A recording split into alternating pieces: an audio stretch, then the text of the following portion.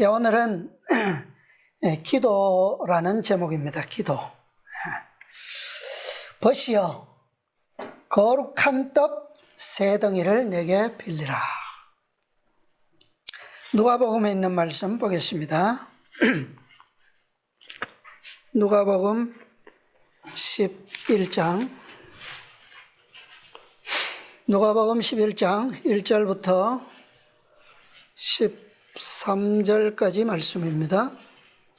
누가복음 11장 1절로 13절 읽어주시기 바랍니다. 예수께서 한 곳에서 기도하시고 마치시매 제자 중 하나가 여짜오되 주여, 요한이 자기 제자들에게 기도를 가르친 것과 같이 우리에게도 가르쳐 주옵소서. 예수께서 이르시되 너희는 기도할 때 이렇게 하라. 아버지여, 이름이 거룩히 여김을 받으시오며 나라의 임하옵시며 우리에게 날마다 일용할 양식을 주옵시고 우리가 우리에게 죄 지은 모든 사람을 용서하오니 우리 죄도 사하여 주옵시고 우리를 시험에 들게 하지 마옵소서 하라. 또 이르시되 너희 중에 누가 벗이 있는데 밤중에 그에게 가서 말하기를 벗이여 떡 세 덩이를 내게 빌리라. 내 벗이 여행 중에 내게 왔으나 내가 먹일 것이 없노라 하면 저가 안에서 대답하여 이르되 나를 괴롭게 하지 말라. 문이 이미 닫혔고 아이들이 나와 함께 침소에 누웠으니 일어나 내게 줄 수가 없노라 하겠느냐. 내가 너희에게 말하노니 비록 벗됨을 인하여서는 일어나 주지 아니할지라도 그 강청함을 인하여 일어나 그 소용대로 주리라. 내가 또 너희에게 이르노니 구하라. 그러면 너희에게 주실 것이요. 찾으라. 그러면 찾을 것이요. 문을 두드리라. 그러면 너희에게 열릴 것이니 구하는 이마다 받을 것이요. 찾는 이가 찾을 것이요. 두드리는 이에게 열릴 것이니라. 너희 중에 아비 된 자 누가 아들이 생선을 달라 하면 생선 대신에 뱀을 주며 알을 달라 하면 전갈을 주겠느냐. 너희가 악할지라도 좋은 것을 자식에게 줄 알거든 하물며 너희 천부께서 구하는 자에게 성령을 주시지 않겠느냐 하시니라. 아멘. 감사합니다. 자, 오늘은 이 기도에 대한 가르침과 또 그 기도의 필수적인 요건에 대한 비유의 말씀을 가지고 오늘 좀 생각해 보겠습니다. 비유에 보면 이 한 벗이 찾아왔는데 어느 때에 찾아왔다고요? 밤중에. 밤중에 찾아왔어요. 그래서 어떻게 했습니까? 또 이웃 벗에게 찾아가서 떡을 빌렸어요. 얼마를 빌렸습니까? 떡 세 덩이. 뭐 몇 명이 왔다고는 하지 않지만 왜 하필이면 떡이 세 덩이인지 세 덩이를 빌렸어요. 그런데 그 세 덩이를 그냥 쉽게 빌릴 수 있었습니까? 어떻게 빌렸어요? 아주 열렬하게 간절하게. 왜요? 그 떡은 누구를 위한 것이기 때문에, 벗을 위한 것이기 때문에. 그래서 그것은 응답을 받았습니다. 자, 악한 인간도 그러할진데 누가요? 아버지께서, 하늘 아버지께서 더 좋은 무엇을 주신다고요? 성령을 주시지 않겠느냐. 예. 자, 그런데 이 비유가 왜 나왔습니까? 예수님의 제자들이 예수님한테 가장 그동안 묻고 질문한 것 중에 가장 좀 뭐랄까요, 영양가 있는 질문을 한 것 같아요. 무엇을 가르쳐 달라고요? 기도를 가르쳐 달라고. 그랬더니 예수님께서 너희는 이렇게 기도하라. 어떻게 해요? 아버지요. 어떤 아버지입니까? 하늘에 계신 우리 아버지요. 그 다음에는요, 이름이 거룩히 여김을 받으시오며. 자, 우리 습관적으로 기도할 때 이렇게 시작하는데, 이거 좀 한번 다 이해하시는 내용이지만 다시 한번 우리가 이 말씀을 통해서 마음에 다시 한번 좀 깊이 새기는 것이 좋을 것 같아요. 우리가 기도할 때 부르는 습관적인 호칭, 이거 생각해야 돼요. 예수님께서 어떻게 가르치셨는지, 왜 많은 사람들이 그토록 그분의 가르침을 너무나도 대충 너무나도 가볍게 생각하면서 기도하는지, 우리는 그런 것들을 너무 많이 들어요. 경험합니다. 실제로 우리의 입에서도 그렇게 나올 때가 있어요. 그래서 우리는 이것을 좀 신중하게 그분의 가르침을 다시 한번 상고할 필요가 있다고 생각이 됩니다. 많은 사람들의 기도가 시작부터 잘못되었어요. 시작부터. 그분의 예수님께서는 분명히 우리 아버지요, 이름이 어떻게 해요? 거룩히 여김을 받으시오며, 이렇게 시작해서 가르치셨어요. 그분의 이름은 우리가 구별해야 하는 그런 거룩한 것이 많죠, 그죠? 모세의 가르침 속에는, 율법 중에는 우리가 모든 것을 구별하도록 그렇게 아주 상세하고 그렇게 세밀하게 주어졌습니다. 그런데 그 거룩함 중에서도 가장 거룩하게 구별되어야 할 것이 그분의 이름이에요. 이름. 왜 그렇습니까? 우리가 예배드리는 이 장소도 사실은 거룩히 구별될 장소예요. 그죠? 예. 그런데 이런 성전의 거룩함은 그분의 이름의 거룩함과는 차원이 다른 거예요. 차원이. 왜 그럴까요? 그분의 이름은 그분 자체예요. 자체. 그죠? 그러나 이 성전은 뭐예요? 그분의 이름이 이름으로 불리우는 집으로서의, 도구로서의 거룩함이에요. 차원이 다른 거예요. 그죠? 예. 그분의 이름은 만유에 존재하는 유일한 거룩함의 근본입니다. 그렇죠? 본체이신 이름이에요. 그래서 이름이 거룩히 여김을 받으시오며 라고 기도하면서 우리가 그분의 이름을 실제로 언급한다라고 하는 것은 뭐예요?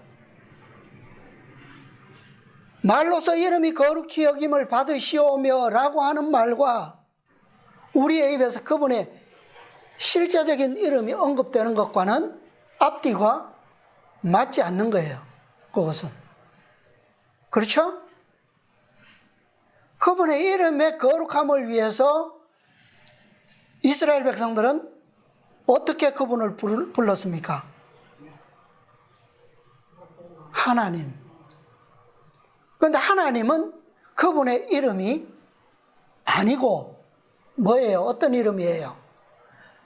그분의 본체이신 이름을, 그것은 너무나도 거룩하기 때문에 인간의 입술로 불려질 수 없는 거룩함이기 때문에 그것을 대신해서 그분을 부를 수 있는 이름으로 정한 것이 하나님이에요.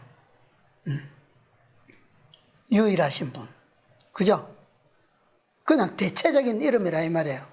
근데 그 하나님의 칭호도 호칭도 우리는 어떻게 해요?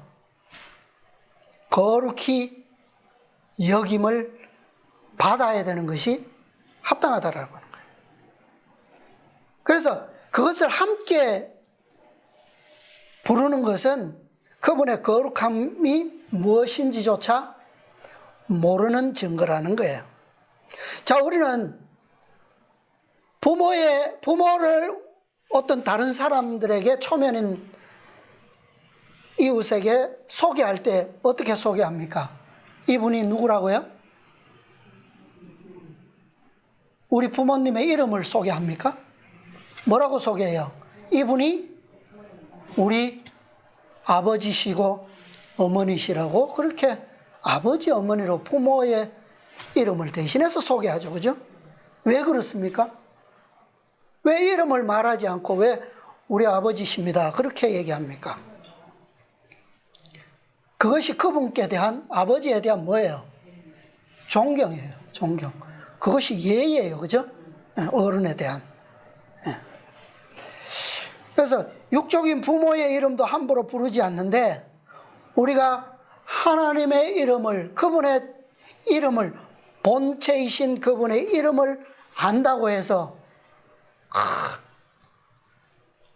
있는 것처럼 보이기 위해서 그분의 이름을 기도에 언급해서 시작하는 것은 그것은 좀 맞지 않잖아요? 그죠? 우리 육신의 부모도 그렇게 하지 않는데. 자, 하늘에 계신 우리 아버지는 우리 육신의 부모처럼 단순히 존경으로 대할 칭호가 이름이 아니에요. 그분의 이름은 하늘에 계신 우리 아버지는 경배와 순경으로 대할 분입니다. 그런 분의 이름을 부를 수 있을까요? 네. 그럼에도 불구하고 그런 분이심에도 불구하고 어때요? 하늘에 계신 우리 아버지는 지상의 우리 아버지보다 더 큰 사랑과 더 친밀한 애정으로 연결될 분이에요. 그래서 예수님께서는 우리에게 뭐라고 부르라고요? 우리 아버지라고. 네. 자, 교육의 한 말씀 소개해 드릴게요. 교육 243페이지입니다. 하나님의 이름에도 순경의 뜻을 보여야 한다. 그 이름을 가볍게 생각 없이 입 밖에 내어서는 안 된다. 기도하는 중에라도 하나님의 이름을 필요 없이 여러 번 반복하는 것은 피해야 한다. 그 이름이 거룩하고 지존하시도다. 천사들은 하나님의 이름을 말할 때에 얼굴을 가려온다. 하물며 타락한 죄인인 우리들은 얼마나 순경하는 마음으로 하나님의 이름을 입술로 말해야 할 것인가? 자, 우리는 그분을 부를 때에 무엇으로 충분할까요? 우리 아버지라는 말로 충분합니다. 더 필요하다면 하늘에 계신 우리 아버지. 그것으로 충분해요. 네. 굳이 그분의 거룩한 이름을 우리의 입술로 언급할 필요가 없어요. 왜요? 그렇게 부르는 것만으로도 그분은 우리의 음성을 하나도 놓치지 않고 다 들으실 수 있는 분이에요. 자, 여기에 나오는 예수님께서 제자들에게 가르쳐 주신 기도의 첫마디, 하늘에 계신 우리 아버지.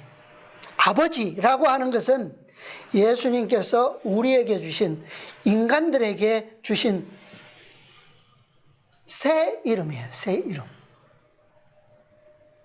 그전에는 이스라엘 백성들이 다 하나님으로 불렀어요. 아버지라는 이름을 쓰지 않았단 말이에요.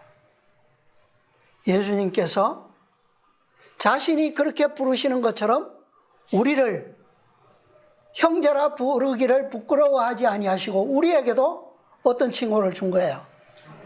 우리 아버지라고 하는 칭호를 새 이름으로 우리에게 주신 거예요. 우리는 어떤 언약하에 맺은 백성입니까? 옛 언약이에요? 새 언약이에요? 새 언약이에요. 새 언약의 백성들로서 아버지의 새 이름을 불러야 마땅하죠. 그분의 새 이름은 우리에게 있어서 가장 아름다운 멜로디가 되어야 합니다. 그분의 진짜 이름을 부르거나 여러 번 반복하여 부른다고 해서 우리의 기도가 더 잘 들릴까요? 우리의 요구가 더 거창해지고 더 절실해집니까? 네? 우리 참 이 공중 석상의 기도 이렇게 목사님들 기도 들어보면 너무나도 자주 듣죠, 그죠? 매 문장마다 그렇게 시작해요. 여호와 하나님.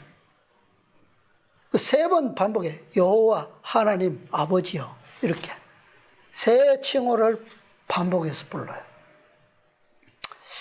우리는 아버지께 구하기 위해서 아버지의 이름을 언급해가면서까지 연설할 필요가 굳이 없어요.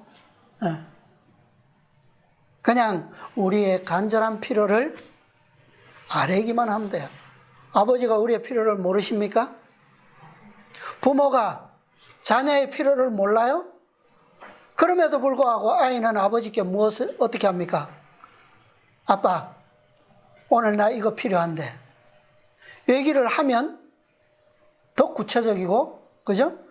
아, 정말 마음에 필요로 하는구나. 자, 초기문집 122페이지요. 초기문집 122페이지에 제목이 불경건입니다. 하나님의 성호를 사용할 때는 존경과 두려워하는 마음으로 사용하여야 할 것을 나는 보았다. 어떤 사람들은 그들의 기도 가운데 경솔하고 부주의한 태도로 전능하신 하나님이라는 두 말을 겹쳐서 사용하고 있으나 이것이 하나님을 어떻게 해요? 불쾌하게 만든다. 그러한 자들은 하나님과 진리를 올바로 깨닫지 못하고 있다. 그렇지 않다면 마지막 날에 그들을 심판하실 크고 두려우신 하나님을 그렇게 망령되이 일컫지 않을 것이다. 내 하나님 여호와의 이름을 망령되이 일컫지 말라. 그분의 이름은 두려운 이름으로 두 말을 연결해서 사용하지 말 것이다. 자, 여기에 두려운 이름이라는 표현은 뭐예요? 거룩하다는 말이에요. 거룩하다. 그죠? 라고 천사가 말하였다. 하나님의 위대하심과 어미하심을 깨달은 자들은 그분의 이름을 부를 때에는 거룩하고 두려워하는 마음으로 불러야 한다. 그분은 가까이 갈 수 없는 빛 가운데 거하심으로 그분을 보고 살 자는 아무도 없다. 나는 이런 문제를 교회가 번영하기에 앞서 반드시 이해하여야 하며 고쳐야만 될 것임을 보았다. 네. 우리가 하나님의 이름을 망령되이 부르는 가운데서 하나님께 불경한 가운데서 그분의 백성으로서 우리가 번영하기를 바란다는 것은 모순이죠. 네. 얼마나 큰 모순인지 모릅니다. 자, 이 부분을 우리가 좀 하나님의 교회로서 하나님의 백성으로서 좀 신중히 생각하고 우리의 기도의 습관이 어떻게 혹시 잘못되어 있지는 않은지 우리가 잘 생각해보고 우리가 정말 그분의 백성으로서 자 마리아처럼 우리의 마음속에 그분의 품성에 충만하게 되기 위해서는 무엇이 중요하다고요? 그분을 어떻게 하는 것이 중요하다고요? 그분을 거룩한 가운데 계신 그대로의 그분을 뭐 하는 거? 평가하는 거. 아는 것이라. 아는 것. 그래서 요한은 늘 그랬어요. 영생은 유일하신 참 하나님과 그의 보내신 자 예수 그리스도를 아는 것이다. 뭐 단순히 십자가에서 우리의 죄를 대신해서 달려 돌아가신 대속물로서의 복음의 그리스도 뿐만이 아닌, 그죠? 그분의 계신 아기로부터 부활하시기까지, 하늘에서 중보하시는 것까지, 또 우리를 죄를 대속하기 위해서 오시기 이전의 그분까지 우리는 다 아는 것이 필요하다는 거죠. 네, 그게 영생이라는 거예요. 왜요? 그분의 뜻은 이 땅에 오셔서 3년 반 동안에만 있는 게 아니잖아요. 우리를 구원하시고자 하시는 구속의 경륜은 언제부터예요? 태초부터예요. 그죠? 태초부터 말세까지 그분의 구속의 경륜이 우리와 함께 뭐 되어 있습니까? 연결되어 있는 거예요. 그것을 다 아는 것이 뭐예요? 영생이라는 거죠. 자, 우리는 무엇을 위해서 기도해야 하는가? 여러분, 교육 258페이지 말씀 기억하실 겁니다.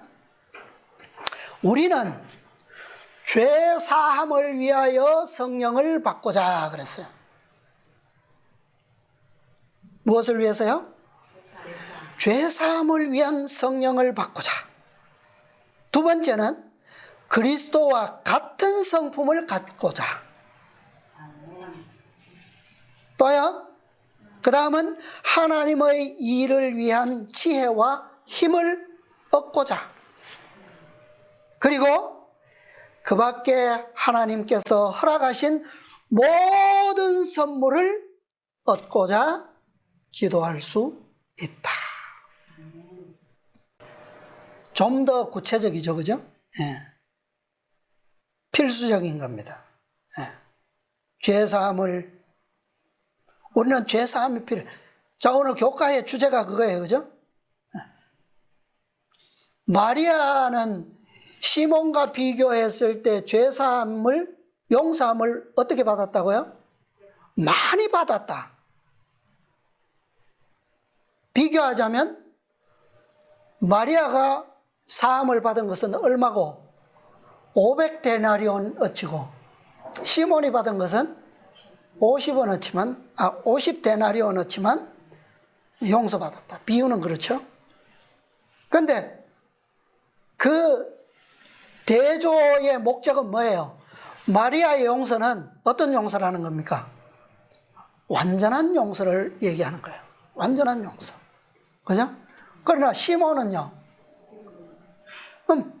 부분적인 불완전한 용서를 의미하는 거예요. 결국 구원에 이르는 지혜는, 용서는 어떤 겁니까? 완전함을 요구하는 거예요. 완전한 거룩함. 그래서 그것을 위해서는 그리스도를 알고 그분을 믿고 받아들이되 어떻게 해요? 어떻게 알고 어떻게 받아야 된다? 완전히 알고 완전히 믿고 완전히 받아들이는 그 결과가 뭐예요? 완전한 흘러 넘치는 사랑으로 나타난 거예요. 그죠? 네. 자, 우리의 기도의 궁극적인 목적은 받기 위함이잖아요. 받기 위해서. 그러나 목적은 받기 위함인데 그 받기 위해서 기도하는 동기는 뭐라고요? 동기가 더 중요해요. 항상. 그것은 내가 취하려 함이 아니요 주기 위하라. 그게 동기라는 거예요. 그러니까 기도의 목적은 받기 위함이고 받기 위한 목적은 주기 위함이다 라고 하는 거예요. 그게 우리가 뭐 해야 하는 이유다? 기도해야 하는 이유다. 왜 기도해야 할까요? 이것을 위해서. 그것이 우리에게는 전혀 없기 때문에. 있으면 뭐 할 필요가 없어요. 기도할 필요 없어요. 내가 내 거 주면 되는데 뭘. 그렇잖아요? 기도해야 하는 이유는 우리에게 전혀 없기 때문에 기도하는 겁니다. 하나님께서 너희가 거저 받았으니 거저 주어라 라고 하는 그 주문, 무엇을 주라는 거예요? 너희에게 없는 것, 너희에게 있는 것 주라고 하지 않아요. 없는 것. 왜 굳이 없는 것을 주라고 하시고 또 굳이 없는 것을 위해서 구할 필요가 있습니까? 기도해야 할까요? 하나님께서는 우리에게 없는 것을 요구하시지는 않잖아요. 그죠? 한 달란트도 없는 사람에게 한 달란트를 달라고 하십니까? 아니에요. 그런데 그 한 달란트조차도 어디에서 왔어요? 주셨기 때문에. 자, 하나님께서는 우리에게 부분적인 것을 요구하시지 않고 어떻게 요구하십니까? 우리의 가진 모든 것을 어떻게 하라고요? 당신께 바치라. 왜 우리에게 없는데, 그것은 없는데 왜 하나님께서는 우리에게 모든 것을 달라고 요구하시죠? 그 이유가 말이 맞지 않잖아요. 그죠? 왜냐하면 그분께서는 우리가 구하면 다 어떻게 하시겠다고요? 주시리라고. 그렇게 약속하셨어요. 그죠? 그리고 아버지의 것은 다 누구의 것이라고요? 네 것이다. 내 것은 다 네 것이다 라고 말씀하시기 때문입니다. 이 약속이 없었다면, 이 보증이 없다면 우리에게 없는 것을 달라고도 나누어 주라고도 바치라고도 요구하시지 않을 거예요. 그죠? 네. 자, 근데 누구든지 스스로 아버지께 구하면 될 것을 왜 굳이 나눠주기 위해서 구하라고 하십니까? 각자가 다 그냥 필요한 거 구하면 되잖아요. 그러면 더 간단하지 않아요? 왜 그럽니까? 그것이 그분의 속성이기 때문입니다. 그것이. 뭐가요? 나누는 것이, 주는 것이 그분의 품성의 속성이기 때문에. 그분은 누군가에게 주기 위해서 누군가에게 달라고 하십니까? 아니에요. 그죠? 그분은 만유의 근본이시기 때문에 주실 수만 있어요. 주실 수만. 베푸시는 것만이 그분의 속성이에요. 그죠? 우리에게 달라고 하시지만, 명목상으로는 달라고 바치라고 하시지만, 사실상 우리의 가진 것은 그분에게 아무런 유익이 없어요, 사실은. 그죠? 어떤 물질적으로 무슨 보탬이 되는 것도 아니고, 그죠? 우리의 것은 사실상 쓰레기밖에 안 돼요. 그러나 그것이라도 우리에게 요구하시는 건 왜요? 그분께서 우리에게 그것 대신 베풀 수 있는 뭔가가 되기 때문에, 우리가 우리의 것을 가지는 한 우리는 그분의 것을 뭐 하지 않아요? 요구하지 않습니다. 달라고 하지 않아요. 기도하지 않아요. 그러나 우리의 것을 그분께 다 바칠 때에 우리는 뭐 할 수 있습니까? 그분께서는 우리에게 주실 수 있고 선물이 생기게 되고, 그분의 속성이 뭐예요?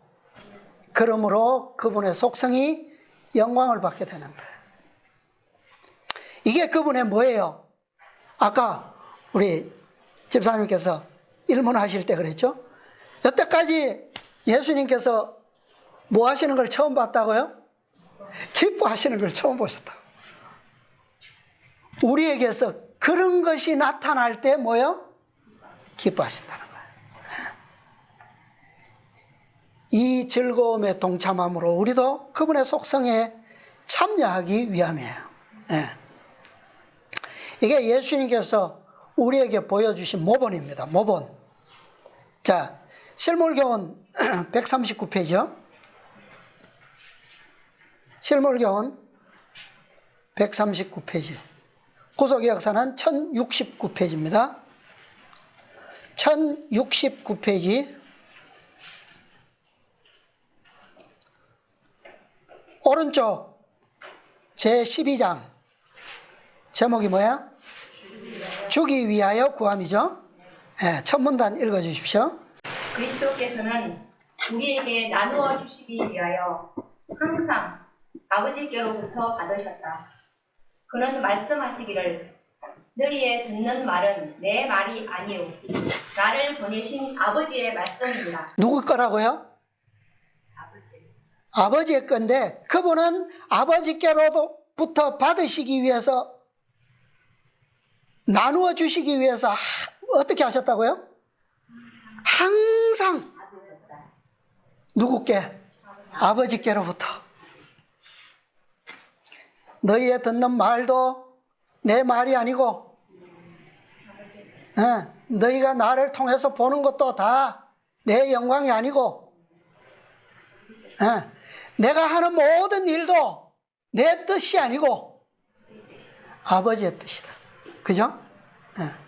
그런데 그분은 아버지의 것을 나누시기 위해서 어떻게 해요?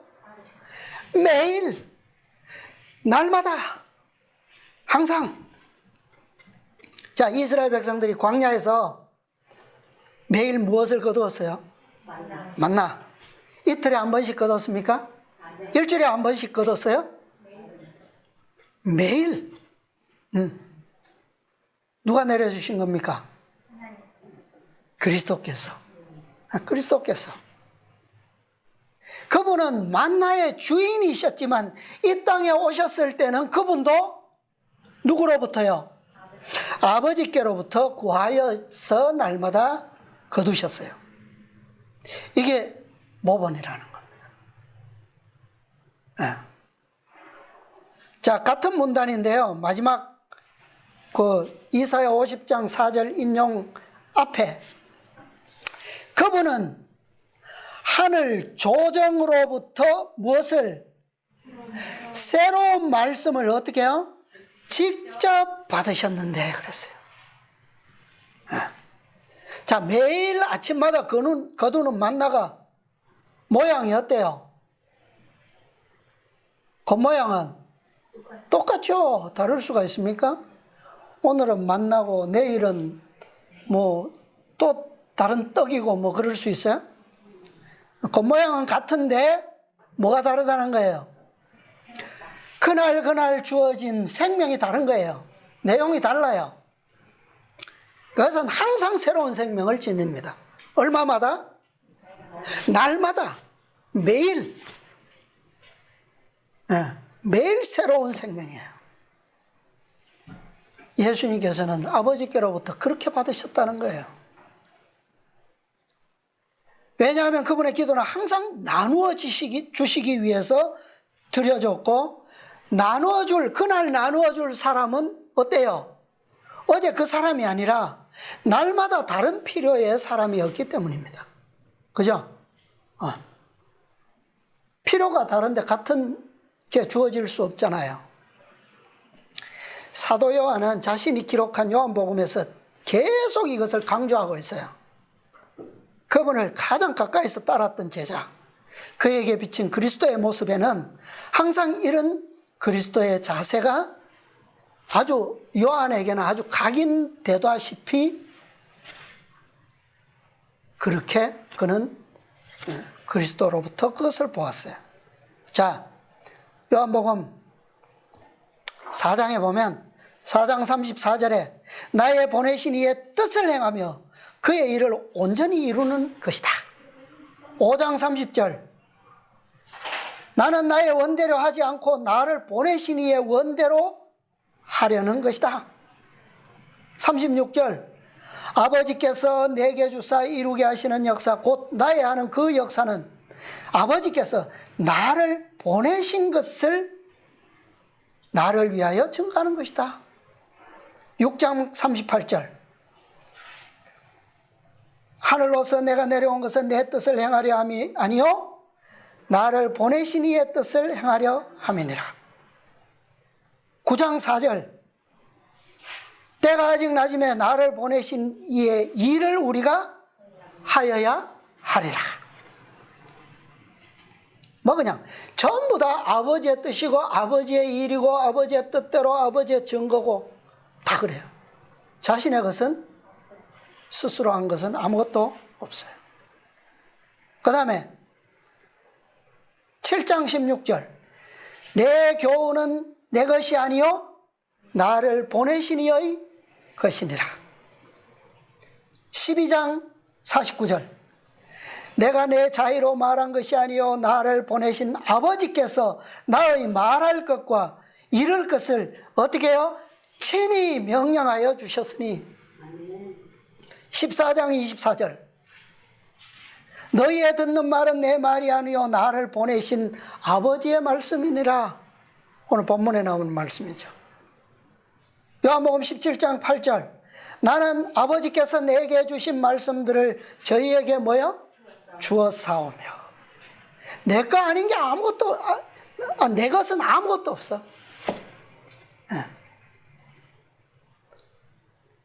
자, 비유 가운데 오늘 비유 가운데 누가복음 11장 비유 가운데 보면 밤중에 벗색에 가서 대문을 두드렸잖아요. 무엇을 구했습니까? 떡 세 덩이를 구했어요. 그에게는 뭐가 있었습니까?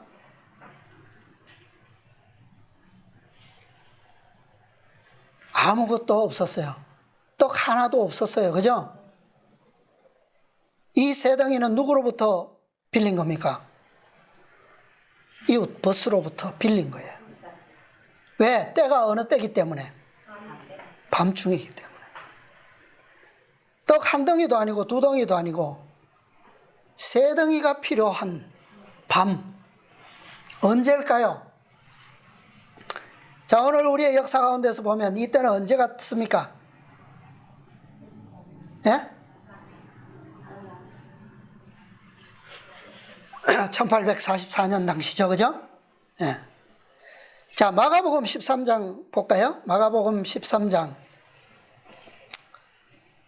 35절.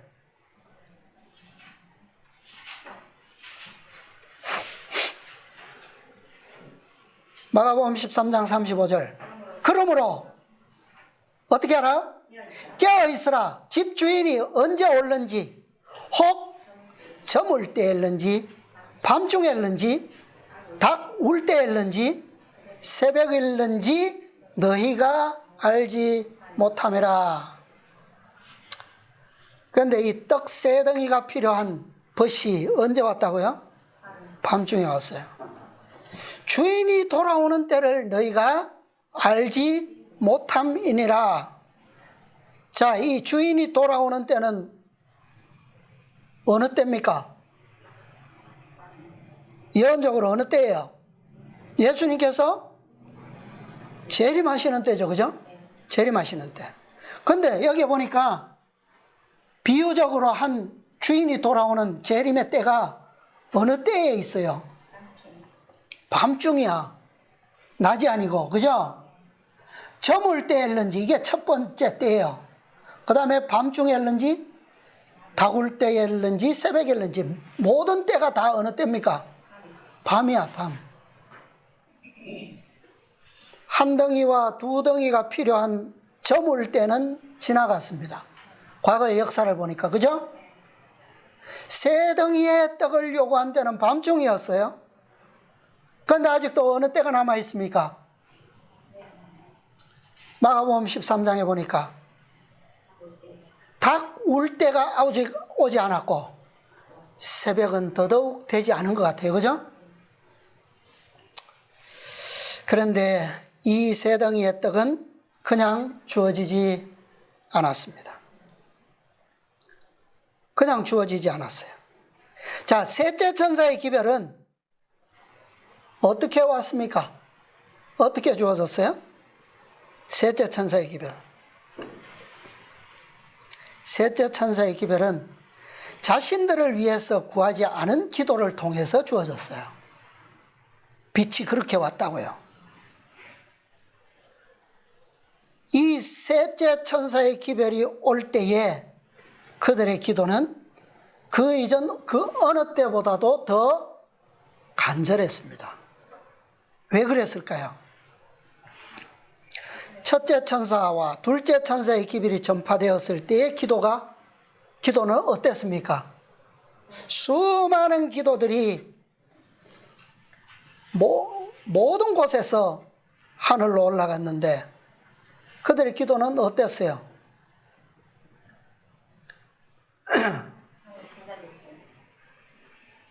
자, 그들에게는 주인이 올 때가 정해져 있었습니까? 정해져 있었어요. 그러므로 기쁨이 있었고 확신이 있었고 희망이 있었어요. 그들의 기도는 간절한 회개와 아주 통렬한 그런 돌이킴의 회개가, 눈물의 기도가 있기는 했지만 그 눈물 속에는 뭐가 있었다고요? 기쁨과 확신과 희망이 있었어요. 그런데 대실망 후에는 어땠어요? 아무것도 없었어요. 아무것도 없어요. 빛이 사라진 거예요. 이제는 벗들과 나눌 만한 떡이, 빛이 그들의 수중에는 아무것도 없어. 아무것도 없어요. 그래서 그들은 전혀 새로운 것을 구하여 얻지 않으면 밤새도록 뭐 할 수밖에 없습니까? 굶을 수밖에 없어요. 얻지 않으면 굶을 수밖에 없는 형편이에요. 자, 이 비유는 오늘 우리를 위한 것입니다. 지금은 밤중도 다 지나가고 지금은 닭 울 때와 어쩌면 새벽이 오고 있는지도 모릅니다. 그죠? 분명히 밤중은 지났어요. 오늘 우리의 기도는 이 떡 세 덩이를 위해서 아주 벗세게 가서 간청하고 열렬히 부르짖던 그 때와는 또 다른 때라는 거예요. 우리의 기도는 달라져야 할 필요가 있습니까? 자, 우리의 기도는 혹시 이런 때가 아닌가 모르겠어요. 자, 다윗이 사울에게 쫓겨서 도망 다닐 때에 떡을 얻기 위해서 누구를 찾아간 일이 있어요. 누구를 찾아갔습니까? 대제사장 아히멜렉을 찾아갔어요. 그죠? 떡을 몇 개를 구했습니까? 5개. 우리는 아직은 아니지만 곧 다윗처럼 쫓겨다녀야 할 때가 우리 바로 눈앞에 와 있는 것 같습니까? 네, 그래요. 우리는 이 지성소의 온전한 떡 5덩이의 양식을 분명히 구해야 합니다. 우리는 그런 시대에 살고 있고 이것이 아니면 다윗과 함께한 모든 신하들이 어떻게 될 수밖에 없어요? 굶주림에 허덕여 지칠 수밖에 없어요. 오늘 본 비유에 보면 이 세 덩이의 떡을 어떻게 얻었는지 잘 설명하고 있잖아요. 11장 8절에 보면 벗됨을 인하여서는 일어나 주지 아니할지라도 한밤중에 무엇 때문에요? 그 강청함을 인하여 주는데 어떻게 준다고요? 그 필요한 대로, 소용대로 주리라. 그게 얼마였다고요? 그게 세 덩이였다는 겁니다. 벗이라 할지라도 어떻게 했습니까? 얻기 위해서 간절하게 청했어요. 그렇게 함으로 그것을 얻을 수 있었습니다. 자, 5덩이를 필요로 하는 오늘 우리는 강청하지 않아도 되겠습니까? 우리의 강청은 이때보다도 차원이 달라야 되겠죠. 예. 다윗이 대제사장에게 5덩이의 떡을 구할 때에 조건이 있습니다. 조건이 무엇인지 아세요? 사무엘상 21장. 우리는 이 조건으로만 떡을 구할 수가 있습니다. 얻을 수가 있어요. 이 조건이 아니면 결코 떡을 얻을 수가 없습니다. 있어요, 분명히. 떡은 분명히 있습니다. 그러나 그 떡은 조건이 맞아야만 주어질 수 있어요. 21장 3절 4절. 이제 당신의 수중에 무엇이 있나이까? 떡 5덩이나 무엇이든지 있는 대로 내 손에 주소서. 제사장이 다윗에게 대답하여 가로되 항용떡은 내 수중에 없으나 거룩한 떡은 있나니 그 소년들이 부녀를 가까이만 아니하였으면 주리라. 예. 자, 그런데 이 킹제임스 성경 번역을 보면 떡 5덩이나가 아니고 떡 5덩이와 인데요. 분명하게 떡 5덩이라고 딱 수가 정확하게 이렇게, 그게 뭐라는 거예요? 다윗이 필요로 하는 분량이라는 거예요. 양, 그죠? 5덩이와 그 다음에 뭐라 그랬습니까?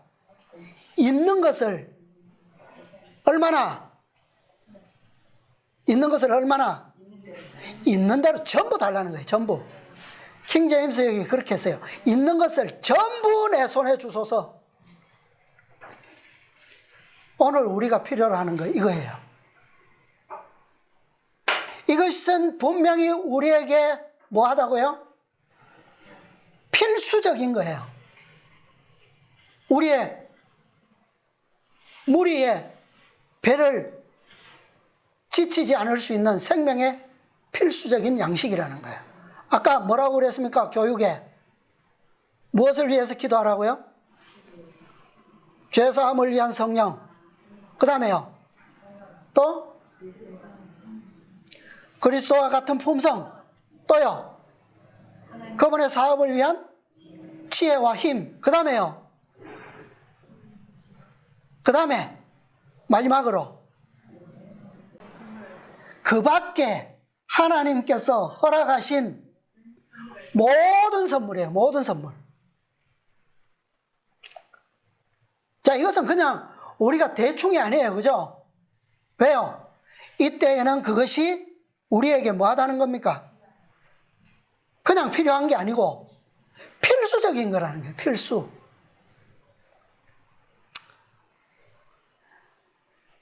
우리의 기도의 차원이 달라져야 합니까? 달라져야 해요. 그래서 제사장이 뭐라고 합니까? 조건이 있어요. 내 수중에 무엇은 없고 이미 보통 빵은 없다. 보통 떡은 없어요. 무슨 떡만 있다고요? 거룩한 떡만 있는데 어떤 조건으로 줄 수 있다? 청년들이 여자를 가까이 하지 아니하였다면 주리라. 이게 뭐예요? 영적으로.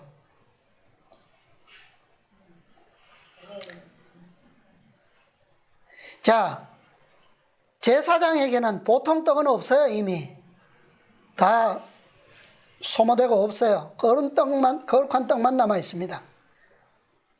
이제 이 시대에는 우리에게는 세상적인 것들이 필요하지 않다는 거예요. 시대적으로. 우리가 앞으로 우리에게 다가올 밤중을 이기기 위해서는, 지나기 위해서는 뭐가 필요하다는, 무엇만 필요하다는 겁니까? 전적으로 그분의 것만 필요하다. 거룩한 것들만 필요하다. 그죠? 오직 무엇으로 이루어진다고요? 힘으로 되지 않고 능으로 되지 않고 오직 나의 신으로만 된다 그랬어요. 자, 우리가 오늘 우리를 위해서 중보하시는 대제사장, 그분께 구해야 할 것은 뭐라는 겁니까?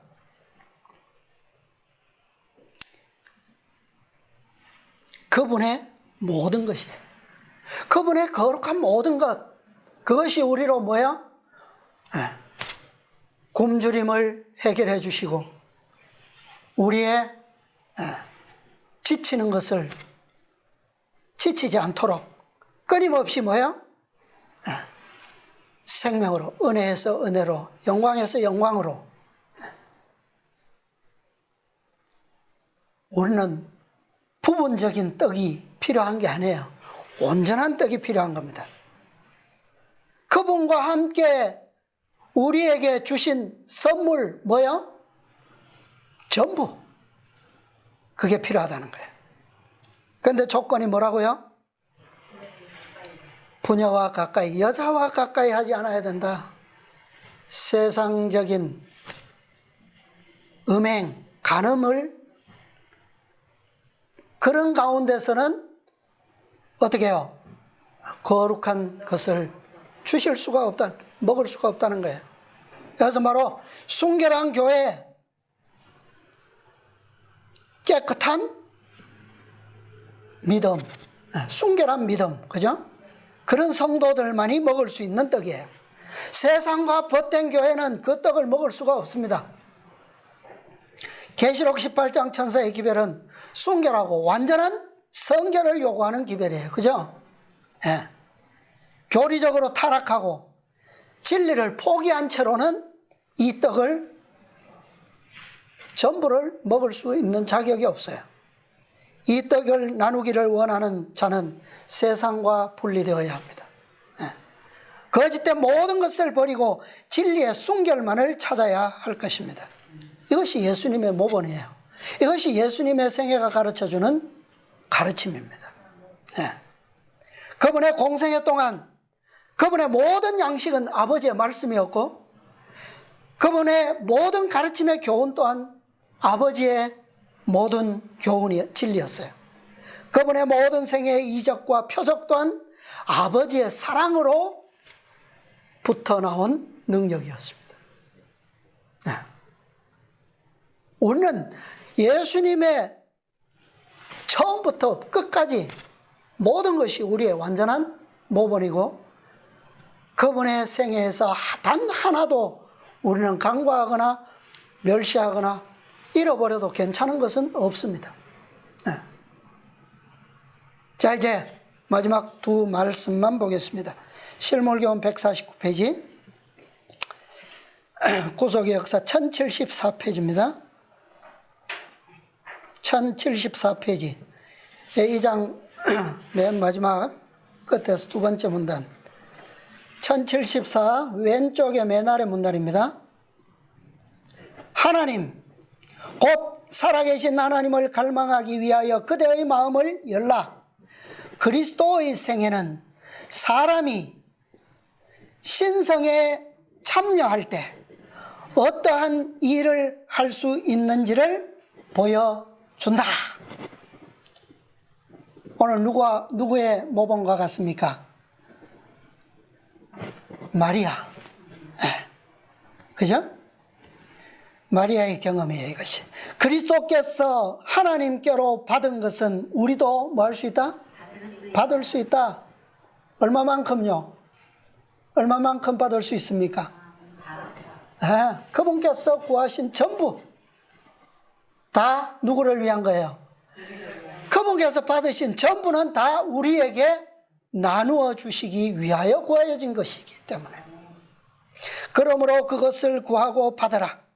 야곱과 같은 견인불발의 믿음과 엘리야와 같은 백절불굴의 정신을 가지고 하나님께 약속하신 모든 것을 간구하라. 마지막 문단입니다. 오른쪽에 그대의 마음을 하나님께 대한 영광스러운 생각으로 가득 채우라. 그대의 생애를 보이지 않는 끈으로 예수의 생애와 연결시키라. 그리스도의 생애의 모범과 우리의 생애가 실제적인 그 능력의 끈, 사랑의 끈으로 연결되지 않으면 아무 의미가 없어요. 그러면 부분적이 되는 것이고, 결국은 어떤 선언을 받아야? 부족함이 나타난다는 거예요. 연결돼야 돼요. 어떤 끈입니까 이게? 신성의 끈이에요. 신성의 끈. 어두운 데서 빛이 비치리라고 하신 그는 그대의 마음에 예수 그리스도의 얼굴에 있는 하나님의 영광을 아는 빛을 비추시기를 기뻐하신다. 마리아에게서는 이것이 나타났어요. 성령은 하나님께 대한 것을 그대에게 보여주시고 그것이 순종하는 사람의 마음에 들어가 살아있는 능력이 되게 하신다. 그리스도께서 그대를 인도하사 무한한 세계의 문턱까지 이르게 하실 것이다. 그대는 거기서 휘장 뒤에 있는 영광을 볼 수 있게 될 것이며, 또한 항상 살아계셔서 우리를 위하여 간구하시는 예수님의 충만하심을 사람들에게 나타내 보일 수 있게 될 것이다. 이것은 시대의 소망 762페이지에 법칙과도 같은 법칙이에요. 이 법칙으로 아니고서는 우리가 이렇게 될 수 있는 방법이 없습니다. 완전한 것을, 하나님의 완전함, 그리스도의 온전하심, 그리스도께서 그것을 구하셨고 또 우리에게 주신 것처럼 우리도 나누기 위해서 그분께 구할 수 있습니다. 그러나 어떤 조건 하에서요? 세상과 벗된 자는 그것을 누릴 자격이 없다라고 말씀하십니다. 우리가 주님의 말씀의 빛을 받는 것마다 우리의 마음에서 진실로 우러나오는 믿음, 사랑으로 우리가 그분의 교훈을 받아들이고 그분의 생명과 그분의 가르침이 우리의 영원한 생명에 이르기까지 우리의 마음속에서 우리의 마음을 움직이는 동기가 되게 하고 또 우리의 헌신과 희생이 온전케 될 수 있는 힘이 될 수 있는 모든 살아있는 생명이 될 수 있기를 우리 모두 간절히 바라면서 말씀을 마치겠습니다.